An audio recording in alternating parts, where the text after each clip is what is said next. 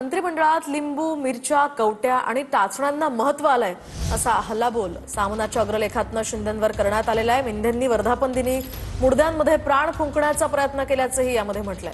मिंधेंची मरण्या मारण्याची भाषा ही मानसिक अस्वस्थतेचं दर्शन असल्याचंही सामनात म्हटलंय।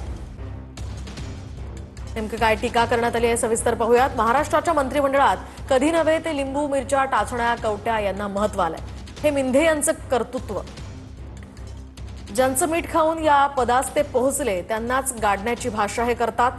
अधपतनाची सगळ्यात खालची पातळी गाठल्याचं हे उदाहरण। स्वतःच्या बेईमानीला प्रतिष्ठा प्राप्त करून देण्यासाठी अघोरी थैथयाट होणारच। महाराष्ट्राच्या राजकारणातील अघोरी विद्येचे जनक एकनाथ मिंधे यांनी मुर्द्यांसमोर भाषण केलं। मुर्देही रोजंदारीवरच विकत आणलेले। मिंधेंची मरण्या मारण्याची भाषा म्हणजे त्यांच्या सध्याच्या मानसिक अस्वस्थतेचं दर्शन आहे, अशी टीका सामनातनं करण्यात आली आहे। शिवाय मिंधे गटातले एक मंत्री गोगावले यांचे अघोरी पूजा करतानाचे चित्रण महाराष्ट्रासमोर आले।